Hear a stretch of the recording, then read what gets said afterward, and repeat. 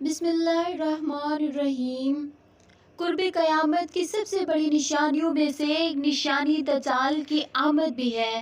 دجال کا فتنہ تاریخ انسان کی ابتدا سے لے کر انتہا تک کے تمام فتنوں سے بڑا اور خطرناک فتنہ ہے، جس کی شدت کا اندازہ اس بات سے بھی لگایا جا سکتا ہے کہ ہر ایک نبی علیہ السلام نے اپنی اپنی امت کو دجال کے فتنے سے ڈرایا ہے۔ دجال کا معنی ہے بہت زیادہ جھوٹا شخص، کیونکہ دجال بھی حق کے ساتھ باطل کو ملا کر جھوٹ بولے گا، اس لیے اسے دجال کہا گیا ہے۔ یہ اولاً خود کو مومن ظاہر کرے گا اور لوگوں کو بھلائی کی طرف بلائے گا، لیکن پھر نبوت کا اور آخر کار خدائی کا دعویٰ کرے گا۔ مشہور ہے کہ اس کی اصل یہود سے ہوگی۔ حکیم علامت مفتی احمد یار خان نعیمی فرماتے ہیں کہ دجال دو قسم کے ہیں، چھوٹے اور بڑے دجال۔ چھوٹے دجال بہت ہوئے اور بہت سارے ہوں گے۔ ہر جھوٹا نبی، جھوٹا مولوی اور جھوٹا صوفی جو لوگوں کو گمراہ کرے، وہ جھوٹا چھوٹا دجال ہے۔ بڑا دجال صرف ایک ہی ہوگا جو خدائی کی دعوی کرے گا۔ امام محمد بن احمد کربی رحمۃ اللہ علیہ فرماتے ہیں کہ دجال اور قرب قیامت، اس کے ظاہر ہونے پر اعتقاد رکھنا برحق، اور یہی اہل سنت بل فقہائے اکرام اور محدثین اعظام کا مسلک ہے۔ مختلف احادیث میں دجال کا حلیہ بتایا گیا ہے۔ ان تمام کو سامنے رکھنے سے دجال کو جو حلیہ سامنے آتا ہے وہ یہ ہے کہ دجال جو ایک جوان مرد ہوگا، دراز قد اور ایک آنکھ سے کانا ہوگا، اور کانی آنکھ سے ایسی ہوگی جیسے پھولا ہوا انگور ہو، جبکہ اس کی ایک آنکھ خون آلود ہوگی۔ اس کا سینہ چوڑا اور ذرا سا اندر کی جانب دھنسا ہوا ہوگا۔ دجال کی پیشانی چوڑی ہوگی اور دونوں آنکھوں کے درمیان کافر یعنی کافر لکھا ہوا ہوگا، جسے ہر مسلمان پڑھ سکے گا، چاہے اسے پڑھنا آتا ہو یا نہ آتا ہو۔ اس کے بال گھنگھرالے ہوں گے۔ دجال کے نکلنے سے پہلے دنیا کی بہت بری حالت ہوگی، جیسا کہ حدیث مبارکہ سے پتہ چلتا ہے کہ اس کے نکلنے سے 3 سال پہلے ہی دنیا عام قحط پھیل جائے گا۔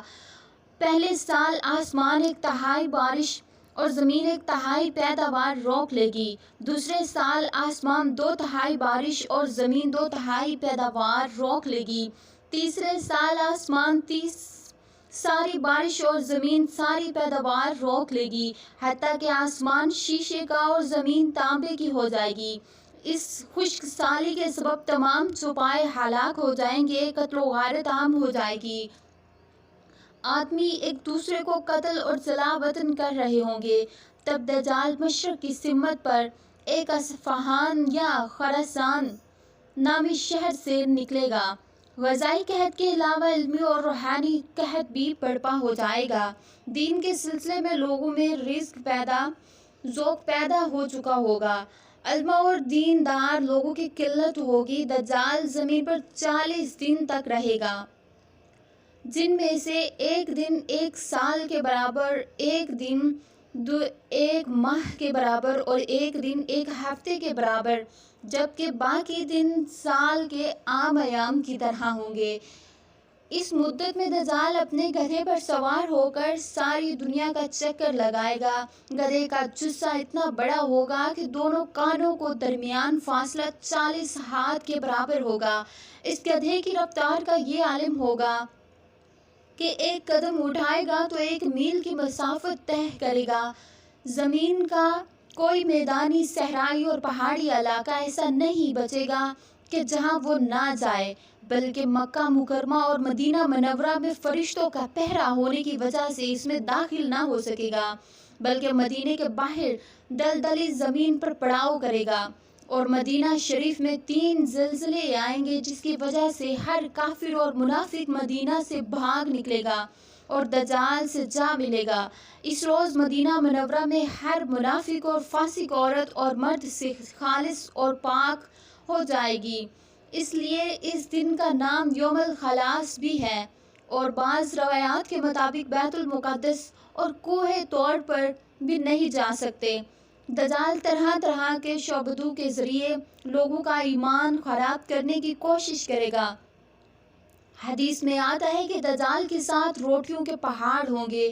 دجال کے پیروکاروں کے علاوہ باقی لوگ سخت تکلیفوں میں ہوں گے۔ اس کے ساتھ 2 نہریں ہوں گی، جس میں سے ایک کو جنت اور دوسری کو جہنم کہے گا۔ در حقیقت جسے وہ جنت کہے گا وہ دوزخ، اور جسے وہ دوزخ کہے گا وہ جنت ہوگی۔ اس لیے اس کے کہنے پر آسمان سے بارش ہوگی، اور وہ لوگوں کے سامنے ایک شخص کو قتل کرے گا، دوبارہ زندہ کرے گا۔ دجال کے فتنوں کی وجہ سے اہل ایمان سخت پریشانی اور تنگی کے عالم میں بھاگ کر دہان نامی ایک پہاڑ پر پناہ لے گے، لیکن دجال ان کا پیچھا کر کے پہاڑ کا گھیرا کر لے گا۔ اہل ایمان سخت بھوک اور تکلیف میں مبتلا ہوں گے۔ تب اللہ تبارک و تعالی حضرت عیسیٰ علیہ السلام کو نازل فرمائیں گے۔ حضرت عیسیٰ علیہ السلام کو دیکھ کر دجال ایسے کھولے گا جیسے پانی میں نمک گھلتا ہے۔ پھر آپ علیہ السلام دجال کو مقام لط پر قتل کریں گے، اور ان کے پیروکاروں میں سے ایک کو بھی زندہ نہ چھوڑا جائے گا۔ ایک مرتبہ میں سمندر کے سفر میں نکلا۔ مسافروں کی کل تعداد 30 تھی، اور ہم سب ایک کشتی پر سوار تھے۔ ہمارا سفر انتہائی اطمینان کے ساتھ طے ہو رہا تھا کہ اچانک ہوا چلنا شروع ہو گئی اور سمندر میں طوفان آ گیا۔ اس طوفان کی وجہ سے ہماری کشتی ڈولتی جا رہی تھی۔ کشتی کے مسافر اس صورتحال سے پریشان ہو گئے، اور ہر کوئی اپنے اپنے خداؤں کو پکارنے لگا۔ سمندر سے اٹھنے والی لہر ایک سمندر کی بجائے ہر طرف سے کشتی کو گھیر رہی تھی۔ اب ہم میں سے ہر کوئی یہ یقین ہو چکا تھا کہ موت یقینی ہے۔ سورج غروب ہونے کو تھا، اس کی روشنی آہستہ آہستہ ختم ہو جا رہی تھی۔ شام کا اندھیرا اور منزل کا کوئی پتہ نہ تھا۔ یہ بھی خبر نہ تھی کہ کشتی کس سمت میں جا رہی ہے، اور سمندر کی لہریں اب کب تک کشتی کو سلامت رہنے دیں گی۔ اس خوف میں رات گزر گئی، اور سورج نکلنے سے ہر طرف اجالا ہی اجالا ہو گیا۔ اب کسی کو کوئی خبر نہ تھی کہ ہم کہاں پہنچ گئے۔ پھر اگلے دن ہی اس کیفیت میں گزرا، اور پھر اسی طرح دن رات گزرتے گئے، اور ہماری کشتی کو سمندر میں پھنسے ہوئے 30 دن ہو گئے۔ پھر اچانک سمندر کے مسافروں کو ایک ایسا منظر نظر آیا کہ جیسے درخت سمندر میں کھڑے ہوئے۔ مسافروں کو ایک چھوٹی سی امید نظر آئی، اور ملاح نے ادھر پہنچنے کے لیے پوری قوت کے ساتھ چپو چلانے کی کوشش کر دی۔ کشتی میں موجود مسافر، جنہیں یقین ہو گیا تھا کہ موت کے علاوہ کوئی راستہ نہیں، ان کے چہروں پر زندگی کی ایک امید نظر آنے لگی۔ ملاح پوری کوشش کر رہا تھا کہ سورج غروب ہونے سے پہلے وہ وہاں پہنچ جائیں۔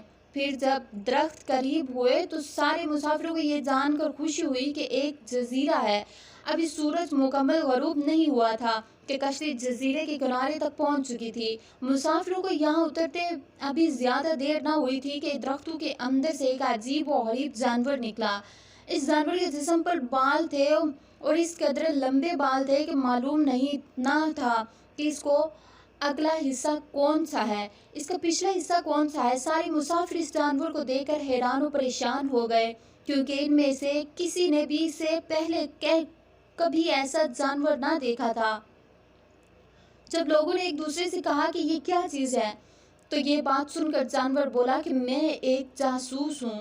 جانور کے انسانوں کی طرح بات کرنے سے سب لوگ پریشان ہو گئے، کیونکہ انہوں نے آج تک کسی ایسے جانور کو انسانی زبان میں بات کرتے ہوئے نہیں دیکھا تھا۔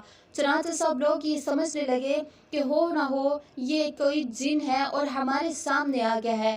انہوں نے اس جانور سے پوچھا کہ تمہاری جاسوسی کا مطلب کیا ہے، تم کس لیے جاسوسی کرتے ہو؟ اس نے جواب دیا کہ میں جس کے لیے جاسوسی کرتا ہوں اسے تم سے ملنے کا بہت شوق ہے، وہ تم سے باتیں کرنا چاہتا ہے، لہٰذا تم میرے ساتھ چلو۔ یہ سن کر تمام مسافر حیران و پریشان ہو گئے اور اس کے پیچھے چل دیے۔ وہ عجیب و غریب جانور درختوں کے درمیان راستے سے ہوتا ہوا ایک پرانے محل کے سامنے جا کر کھڑا ہو گیا۔ محل کو چاروں طرف سے بلند و بالا درختوں نے گھیرا رکھا تھا۔ مسافروں نے وہاں پہنچ کر پریشان نظروں سے اسے دیکھا، پھر جانور کی طرف سے ایک سوالیہ نظر سے دیکھنے لگے۔ جانور پھر آگے چلا اور ایک دروازے سے ہوتا ہوا محل کے اندر چلا گیا۔ محل کے اندر داخل ہوتے ہوئے لوگوں نے دیکھا کہ ایک بڑا سا شخص زنجیروں میں جکڑا ہوا ہے اور رہائی کے لیے کوشش کر رہا ہے۔ ہم نے اس سے پہلے اتنے بڑے قد والا اور اتنے زیادہ رعب والا شخص کبھی نہیں دیکھا تھا۔ ایک مسافر نے ہمت کر کے پوچھا کہ تم کون ہو؟ اس نے کہا کہ میں کیا ہوں اور کون ہوں یہ تم جان ہی لوگے، پہلے یہ بتاؤ کہ تم کون ہو۔ ایک مسافر نے جواب دیا کہ ہم عربی قبائل لحم اور جذام کے رہنے والے لوگ ہیں، اور یہ بھی بتایا کہ وہ یہاں کیسے پہنچے۔ اس قید میں جکڑے ہوئے شخص نے کہا، ذرا مجھے نخلستان بسان کے متعلق تو بتاؤ، اس کے متعلق کیا جاننا چاہتے ہو تم؟ ایک مسافر نے پوچھا، خبردار جلد ہی وہاں پھل لگنا بند ہو جائے گا، وہ قیدی وسیلے انداز میں بولا۔ پھر وہ قیدی مسافروں سے مخاطب ہو کر کہنے لگا، اچھا قبرستان کے دریاؤں کے متعلق تو بتاؤ۔ مسافروں نے کہا کہ دریا کے متعلق کیا پوچھنا چاہتے ہو؟ وہ بولا، میں اس میں پانی ہے۔ مسافر نے کہا، ہاں اس میں پانی ہے۔ زنجیروں میں جکڑا ہوا شخص بولا کہ جلد اس میں پانی ختم ہو جائے گا۔ پھر وہ کہنے لگے کہ ذرا گھر کے چشمے کے متعلق بتاؤ کہ اس چشمے میں پانی ہے، اور اگر وہاں بھی پانی ہے تو وہاں کے لوگ چشمے کے پانی سے کھیتی باڑی کرتے ہیں۔ پھر وہ کہنے لگا کہ امیوں کے نبی محمد صلی اللہ علیہ وآلہ وسلم کے بارے میں بتاؤ۔ مسافروں نے کہا، انہوں نے مکہ سے اپنی نبوت کا اعلان کیا اور اب وہ مکہ سے نکل کر یثرب میں موجود ہیں۔